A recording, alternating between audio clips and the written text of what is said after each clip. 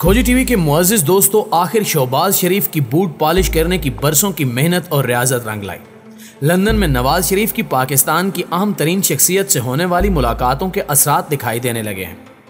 कल की वीडियो में हमने आपको बताया था कि सल्तनत शरीफिया के भगौड़े सरबराह नवाज शरीफ ने इमरान खान को रास्ते से हटाने की हिकमत अमली या रोड मैप तैयार कर लिया है। अब इसमें अपडेट यह है कि नून लीग की डील फाइनल हो चुकी है। नवाज शरीफ की वतन वापसी की राह हमवार हो गई। बस चंद टेक्निकल मामलात हैं जिनके दूर होते ही इस नए लंदन प्लान पर अमल दरामद शुरू कर दिया जाएगा। बाखबर जराए की जानिब से दावा किया जा रहा है कि लंदन में न्यूट्रल को बहुत ही ज्यादा मसाइल और मुश्किलात का सामना करना पड़ा। मुलाकातों में सफाइयां और वजाहतें देना पड़ी। नवाज शरीफ चूंकि 2 मरतबा वज़ीर-ए-आज़म रह चुके हैं, वो लोगों से डील करने का हुनर जानते हैं। इन्हें अंदाजा है कि किसको कहां लाकर घेरा जा सकता है। फिर इनके पास कुछ इंफॉर्मेशंस भी होती हैं कि किसकी क्या कमजोरी है और कौन कहां काना है। मुलाकातों में कुछ पुरानी और तल्ख यादों का तज़किरा भी किया गया। नवाज शरीफ की जानिब से गिले शिकवे किए गए, जिस पर मट्टी डालने की तजवीज देकर आगे बढ़ने पर इसरार किया गया। साबिक वज़ीर-ए-आज़म नवाज शरीफ न्यूट्रल्स पर मुकम्मल या यूं कहें कि अंधा एतमाद करने के लिए तैयार नहीं है। इन्हें एक धड़का या खतरा दरपेश है। दरअसल वो डर रहे हैं कि कहीं इन्हें ट्रैप तो नहीं किया जा रहा या इनके साथ एक बार फिर डबल गेम तो नहीं खेली जा रही। क्योंकि एक तरफ तो लंदन में नवाज शरीफ को यकीन दहानियां कराई जा रही हैं और वतन वापसी के लिए ग्रीन सिग्नल दिया जा रहा है, तो वहीं दूसरी जानिब न्यूट्रल्स आसिफ जरदारी से भी मामलात तय करने में लगे हुए हैं। नए आर्मी चीफ की तैनाती या तकर्री में कलीदी किरदार साबिक सदर आसिफ जरदारी का ही होगा। इस हवाले से हम पहले ही आपको बता चुके हैं कि जरदारी साहब चाहते हैं कि इनके साबिक मिलिट्री सेक्रेटरी को नया आर्मी चीफ लगा दिया जाए। नवाज शरीफ को यही खौफ सताया जा रहा है कि कहीं ऐसा न हो कि इनके साथ हाथ हो जाए और वतन वापसी के बाद एक बार फिर अडयाला जेल इनका मुकद्दर बने, क्योंकि अब की बार इनकी क्लच प्लेटें कितनी ही गिर जाएं, इन्हें बैरून मुल्क परवाज करने की इजाजत नहीं मिलेगी। नाज़रीन गिरामी, जैसे ही लंदन में अहम मुलाकातों के बाद नवाज शरीफ को ग्रीन सिग्नल मिला, इसके साथ ही कागजी शेरों की जमात मुस्लिम लीग नून, जिसे सियासी जमात की बजाय शरीफ फैमिली लिमिटेड कहा जाना चाहिए, कि नाम नेहाद लीडर्स भी बरसाती मेंढकों की तरह बाहर निकल आए। लोहे के चने हों या गलीज जुबान इस्तेमाल करने वाले मियां जावेद लतीफ अब ऐसे बढ़ चढ़कर बड़के मार रहे हैं कि अल हफीज वाला मान। विफाकी वजीर मियां जावेद लतीफ इनकी अहलियत, सलाहियत और काबिलियत का अंदाजा यहां से लगाइए कि मौसूफ मरियम नवाज के पर्स उठा उठाकर नवाज शरीफ के कोटे पर वजीर तो बन गए, लेकिन शहबाज शरीफ का इन पर इतना एतमाद है कि अभी तक इन्हें कोई कलमदान नहीं दिया गया। एक गरीब मुल्क के खजाने के साथ कितना बड़ा जुल्म है कि एक शख्स को वजीर बना दिया गया है, लेकिन इसके पास कोई महकमा नहीं है। पूरी दुनिया में कहीं ऐसा नहीं होता जैसा ये इंपोर्टेड टब्बर पाकिस्तान में कर रहा है। जावेद लतीफ साहब ने ताज़ा तरीन खिताब में फरमाया कि नवाज शरीफ सितंबर में पाकिस्तान आएंगे तो इन्हें जेल जाने नहीं देंगे। नवाज शरीफ का वतन वापसी पर ऐसा इस्तकबाल करेंगे कि सब देखेंगे। अब ये मुंह और मसूर की दाल। जब से नवाज शरीफ पाकिस्तान से भागे हैं, तब से ही मौसूफ किसी बिल में छुपे बैठे थे, लेकिन अब जैसे ही मामलात तय पा गए और गोहेड मिल गया, तो इनकी लंतरानियां सुनने वाली हैं कि जैसे इनसे बड़ा बहादुर पाकिस्तान में और कोई है ही नहीं। लीगियों ने वतीरा बना लिया है कि अब जोरों शोर के साथ अदालतों पर हमले करो, मुअज़्ज़िज़ जज साहिबान की पगड़ियां उछालो, और अगर अदलिया नोटिस लेकर तौहीन अदालत की कार्रवाई करे तो फिर मजलूम बन जाओ और अवाम में जाकर शाम गरीबा बपा कर दो कि हमारे साथ अदलिया ने जुल्म कर दिया, ज्यादती हो गई और हमें इंसाफ नहीं मिला वगैरह वगैरह। अब जाहिर है इस किस्म के जज्बाती नारे लगाकर भोले भाले अवाम को झांसा देना आसान हो जाता है। जावेद लतीफ ने अदलिया पर हमला करते हुए इल्जाम लगाया कि नवाज शरीफ के साथ ज्यादती की गई और इस सारी साजिश में साबिक चीफ जस्टिस साकिब निसार भी मुलविस थे।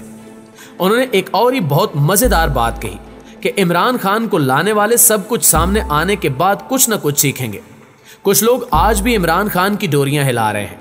ये लोग इस कदर कंफ्यूज हैं कि अभी तक यही फैसला नहीं कर सके कि बयानियां क्या बनाना है।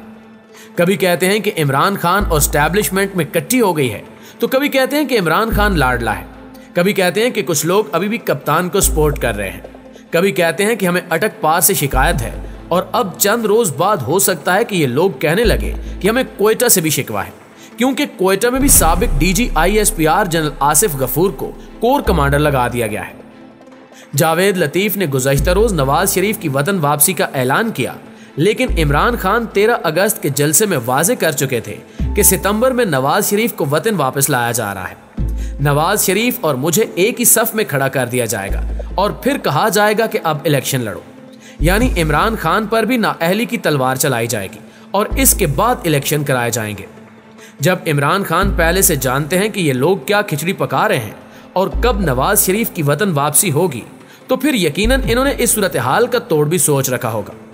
कप्तान की सबसे अच्छी बात यह है कि वो आखिर तक बैट्समैन को पता चलने नहीं देते कि वो इन स्विंग यार्कर मारने का इरादा रखते हैं या तूफानी बाउंसर कराने चाह रहे हैं। इमरान खान वाजे कर चुके हैं कि या तो नवाज शरीफ जेल जाएंगे, वरना जेलों में कैद अफराद को आजाद कर दिया जाएगा।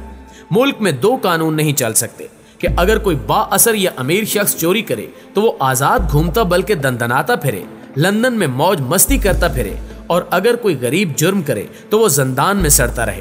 अब मजीद ये तमाशा नहीं चलेगा। दोस्तों, हुकूमत ने तहरीके इंसाफ को मीसाके मईशत की पेशकश की थी, जिसे पीटीआई ने दो टोक अल्फाज में मुस्तरद कर दिया है। फवाद चौधरी कहते हैं कि हुकूमत से कोई मुज़ाकरात या बात नहीं होगी। अगर वो नए इलेक्शंस कराने पर राजी हैं तो फिर ये चोरों के टोले से बात हो सकती है। फवाद चौधरी ने एक बहुत ही अहम बात भी की। उन्होंने कहा कि अगर ये हुकूमत इमरान खान की जीत के खौफ और डर की वजह से इलेक्शंस नहीं करवा रही या इंतखाबात से भाग रही है तो फिर मुल्क में मार्शल लॉ लगा दे। अब इनके इस बयान पर काफी लेदे हो रही है कि पीटीआई फौज को सियासत में मुदाखलत करने पर उकसा रही है और पाक फौज को बगावत पर उकसा रही है। इसमें ना तो किसी इदारे को उकसाया गया है और ना ही कोई बगावत का अंसर है, लेकिन प्रापोगेंडा करने वालों को प्रापोगेंडा करने दें, क्योंकि बकौल विंस्टन चर्चिल, अगर सड़क पर हर भौंकने वाले कुत्ते को जवाब देने लगे तो आप कभी मंजिल पर नहीं पहुंच सकते। आखिर में एक बार फिर जिक्र करते चले लंदन प्लान का और लंदन में होने वाली अहम तरीन मुलाकातों का, जिन्हें खुफिया रखने की हर मुमकिन कोशिश की जा रही है। कभी गाड़ियां बदली जाती हैं, कभी घर बदले जाते हैं, कभी मुलाकात का वक्त बदला जाता है तो कभी मकाम तब्दील कर दिया जाता है। इन अहम तरीन मुलाकातों पर पाकिस्तान का मीडिया मुकम्मल खामोश है। किसी को लब कुशाई करने की इजाजत नहीं है। वज़ीर आला हाउस के एक कमरे में अमरीकी सफीर डोनाल्ड ब्लूम ने इमरान खान को कॉल की। यह बात हमारे तुर्रम खान यूट्यूबर्स और खुद साख्ता एंकर्स को पता लग जाती है, लेकिन लंदन में क्या हो रहा है इस मामले को कोई भी रिपोर्ट नहीं कर रहा। जराए का दावा है कि 7 पर्दों के पीछे होने वाली इन मुलाकातों में नवाज शरीफ ने आम शख्सियत को काफी टफ टाइम दिया, बल्कि ये कहना ज्यादा बेहतर होगा कि नाकों चने चबवा दिए। अगर आप कोई गैर कानूनी या गैर आईनी काम नहीं कर रहे तो फिर इतनी राजदारी और पर्दादारी किस बात की है। नवाज शरीफ लंदन में पिछले तकरीबन 2 साल से मुकीम है। पाकिस्तान से इनकी पार्टी के लोग जाते हैं, सहाफी जाते हैं, वो नवाज शरीफ से एवनफील्ड अपार्टमेंट्स में मुलाकात करते हैं, वापसी पर बाहर मौजूद सहाफियों से गपशप करते हैं और चले जाते हैं। लेकिन इन मुलाकातों को इस कदर खुफिया रखने से मजीद सवालात उठ रहे हैं। वैसे भी मुस्लिम लीग नून का माजी तो खुफिया मुलाकातों के हवाले से काफी शोहरत रखता है। खुद चौधरी निसार अली खान साहब एतराफ कर चुके हैं कि वो और शहबाज शरीफ रात में कई मरतबा GHQ जाकर जनरल कियानी से मिले थे। अब एक बार फिर मुल्क से बाहर बंद कमरों में बैठकर पाकिस्तान की सियासत के फैसले करने की कोशिश की जा रही है, लेकिन ये सब तदबीरें धरी रह जाएंगी जब अवाम इस निजाम के खिलाफ उठ खड़े होंगे। हुक्मरानों और फैसला साजों को सोचना होगा कि अवाम का इस जमहूरी निजाम से एतमाद न उठने दें, क्योंकि अगर अवाम का एतमाद उठ गया तो फिर वो सड़कों पर होंगे, और जब एक हजूम सड़क पर निकलता है तो फिर हर चौक पर, हर गली में अदालत लगती है। कहीं ऐसा न हो कि अवाम के सब्र का पैमाना जवाब दे जाए और पाकिस्तान श्रीलंका बन जाए। आखिर में दुआ है कि अल्लाह पाक पाकिस्तान की हिफाजत फरमाए और हमारे प्यारे वतन का हामी और नासिर हो। आमीन सुमा आमीन।